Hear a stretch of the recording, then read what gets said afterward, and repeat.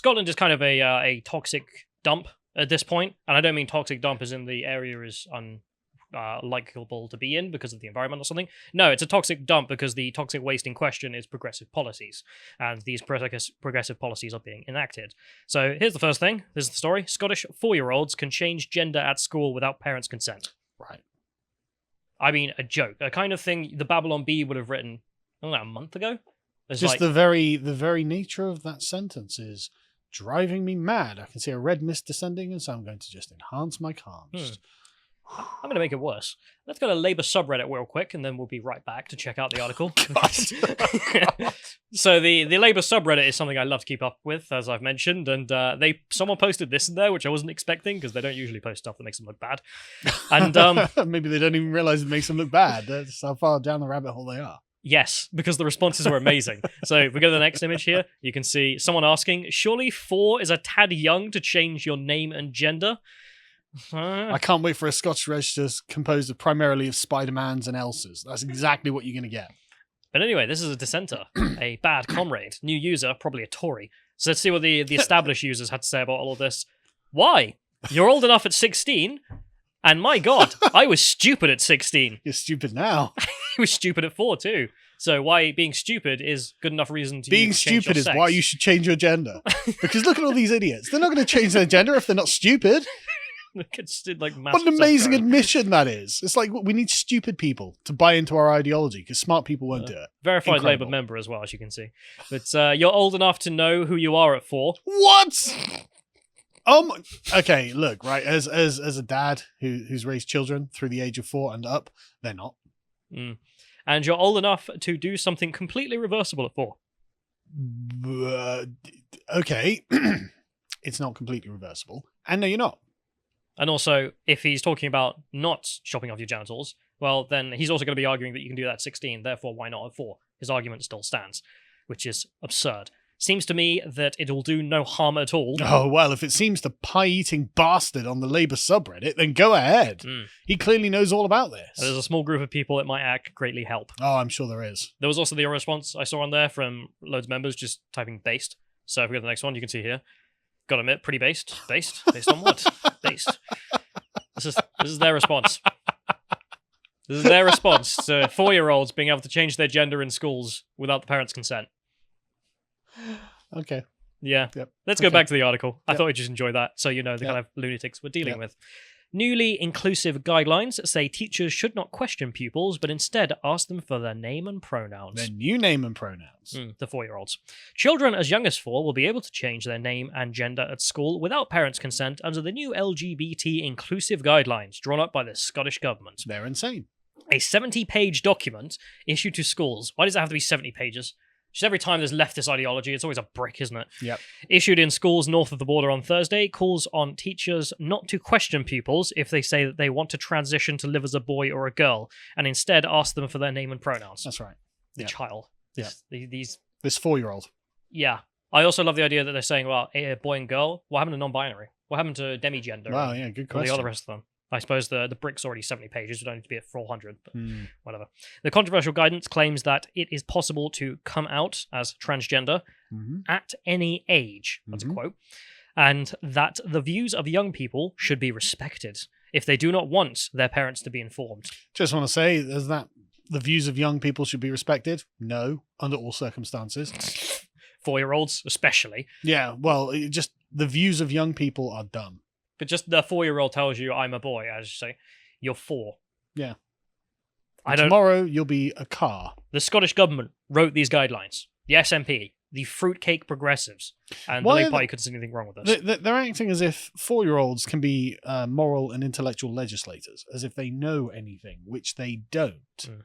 They also say Scotland schools have also been told that trans pupils should be able to use whatever lavatory or changing room they choose to develop gender-neutral uniform options. I presume that's just trousers for everyone. Well, yeah, very much gender-neutral. And to include transgender characters and role models in reading material and lessons. Because if they didn't artificially insert this into the curriculum, it wouldn't be present. No, because transgender people are like 0.05% of the population. But also, I have some real-world experience of how this works, which is that what will end up happening is there's some books which are just political activism made for kids by weirdos, and no one's going to buy them. So what do? They make the state enforce that you must buy them. Because otherwise, no one's going to see them. Yeah, so that person gets a load of royalties. Yeah, funny that. Taxpayer money. A weird leftist gets loads of money out of the state from this. Oh, how did that happen? I'm sure that was a mistake.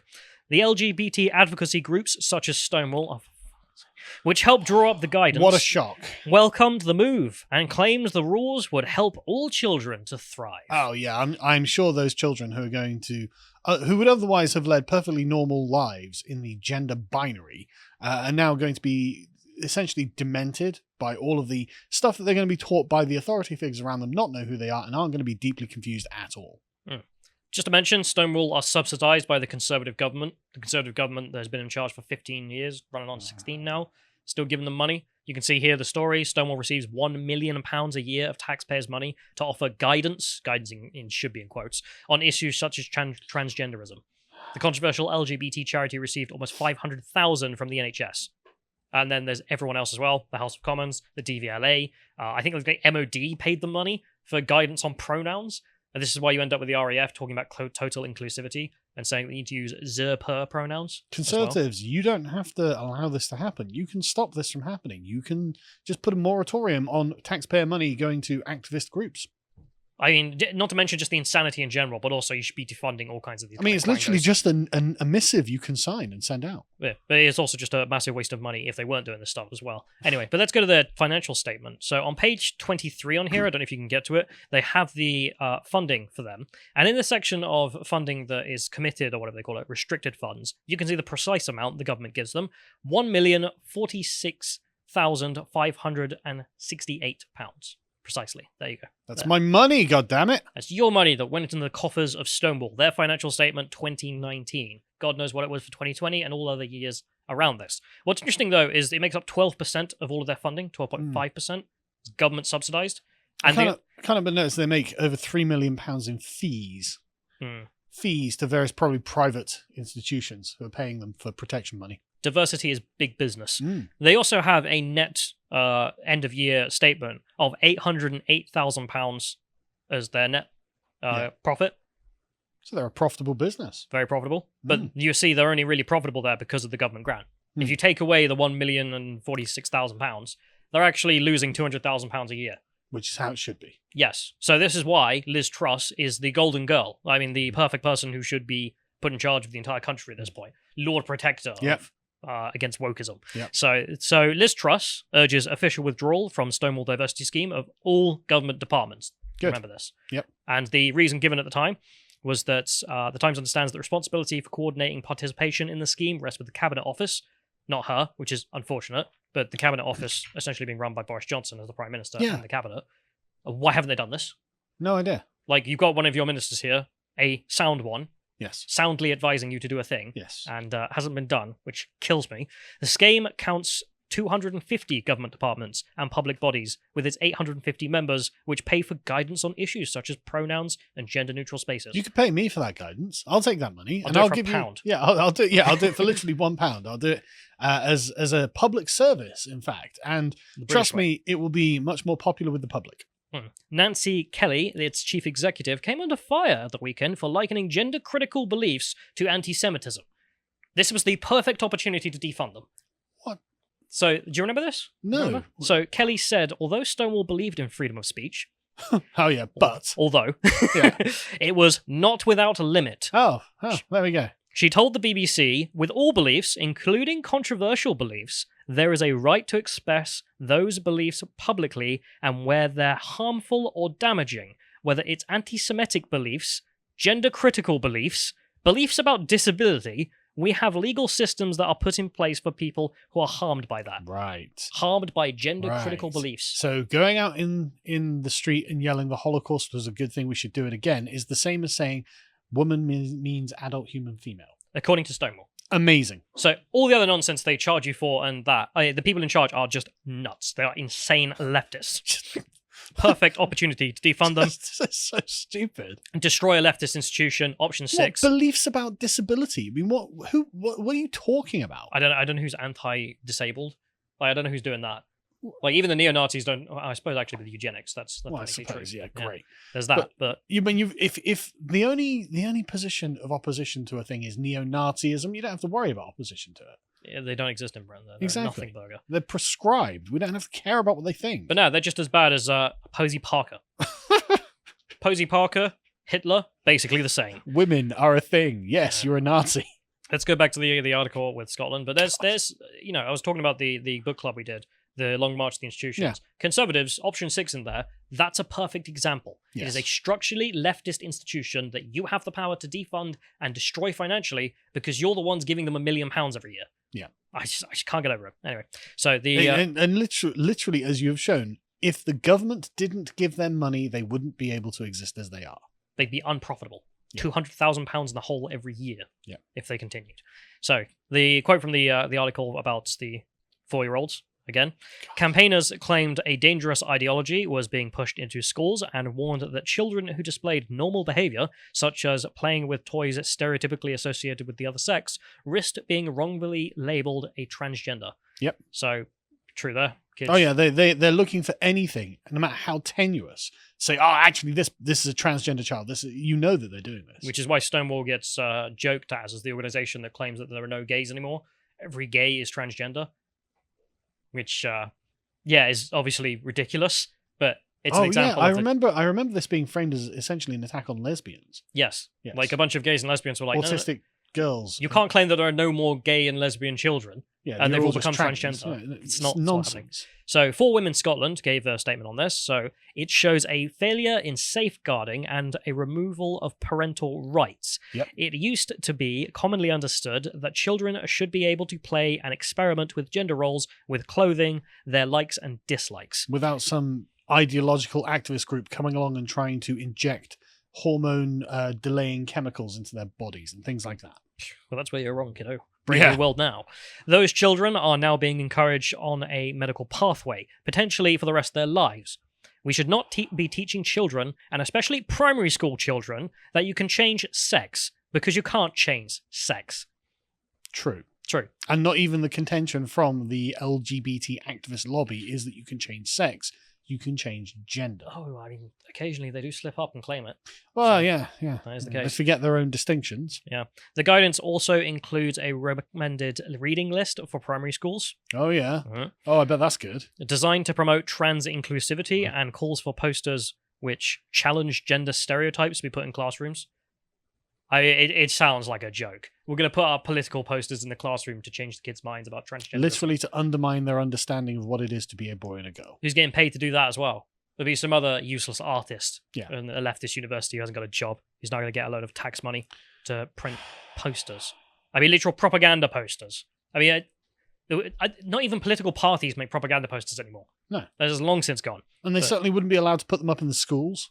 In the classroom. Specifically, as they say, to influence the kids' minds. Imagine if you had posters of Boris Johnson with Vote Conservative underneath it in the primary schools. If they're going to do it, why not? Yeah, exactly. Yeah. Why not? But it would look like North Korea. It would look like, the Chinese regime, It would be unacceptable in Britain. One book included tells a story about a blue crayon which suffers an identity crisis because it was mistakenly labeled a red crayon.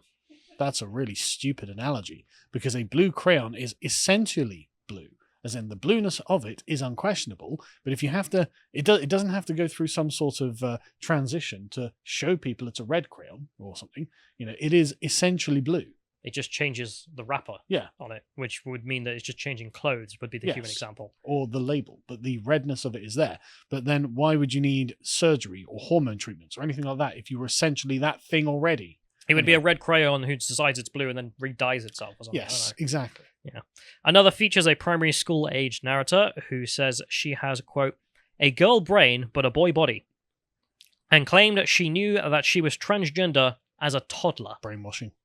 Pure brainwashing. Who believes that? No kids care about this. When I was 2, I knew I was transgender. Yeah. But then that brings up the question as well. Why stop before? Well, yeah. Why not? Want to go to 2? 1. And the thing 0. is, there are loads of psychological studies that show that kids just don't have these levels of self-awareness when they're that age. No. And again, as a parent, any parent will be able to tell you they're not really that self-aware. No. They continue in here. The character claims, quote, pretending I was a boy felt like telling a lie until, quote, an amazing day when she went to a doctor who diagnosed her as transgender. Mm-hmm. Right. It's a story, but yeah, but no, it's not a story, is it? Because it's a real thing that happens with, what's the Tavistock clinic? They're just telling everyone, yeah, you're just transgender after, what was it, 2 meetings? Yeah. Let's get to the surgery, folks. It's like, yeah, this isn't rushed at all. The guidance has been published ahead of a new school year in Scotland and weeks after Richard Branson's eldest daughter, Holly, revealed she had lived as a boy between the ages of 4 and 10, only to revert back to her female identity. So when puberty starts kicking in, she realized, actually, I feel like a girl. Mm. Because apparently it's something like 90% of children who claim to be transgender just revert to their normal gender identity upon puberty. They mention in here later on that studies show that the vast majority of children revert to their biological sexual identity if untreated. Yeah. So if you don't interfere, the children just revert back to what they are because they are what they are. Because yeah, exactly. I mean, puberty has that kind of affirming way of changing your view on the world. Mm. So if we go to the next link here, this is the guidance. So if you want to go and read through it in your own time, there's just one thing in here I read through that I thought was really funny. So they advise the teachers, don't say it's just a phase, as this can diminish the importance of the issue for the young person. Sure. The 4-year-old who's like, I want to wear a dress today.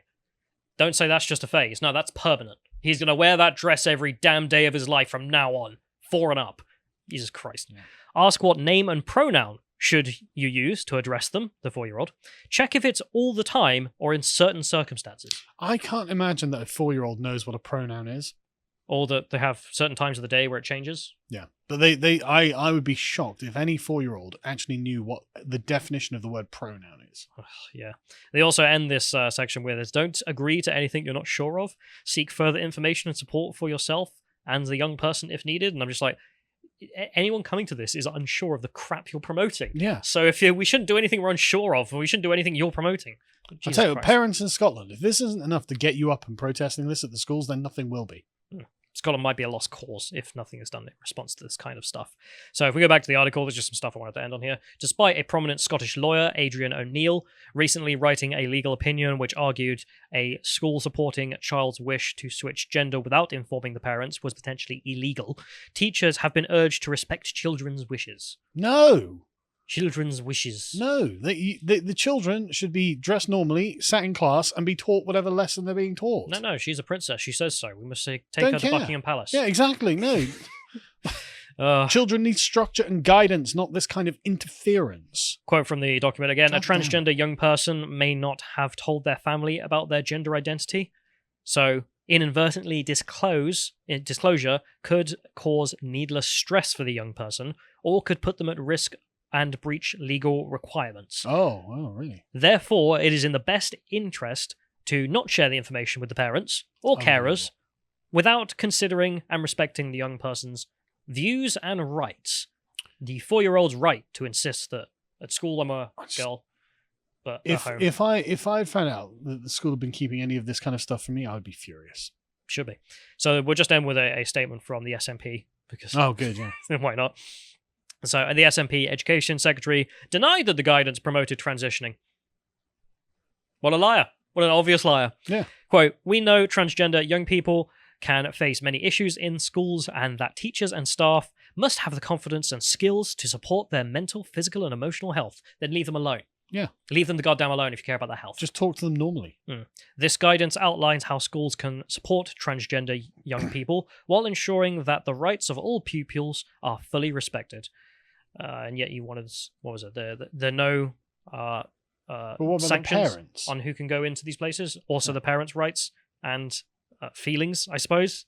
Concerns for the fact that a bunch of left-wing bureaucrats are interfering with the biological and gender understanding that their own child has of themselves. I think that's cause for concern. She ends this with, it provides schools with practical suggestions, such as telling a 4-year-old child, yes, you are a girl because you wore a dress today. And for the rest of your life, you shall also be a girl. You played with a Barbie, you're definitely a girl. That's it. You're done. There's no going back. It's unbelievable. I love the idea. It's almost like hyper in reverse, where it's like, if you touch a Barbie, that's it. You're gay. You're a gay.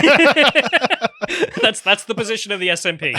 If If you enjoyed this segment from the podcast of the Lotus Eaters, you can watch the full broadcast live every weekday at 1 PM UK time on lotuseaters.com.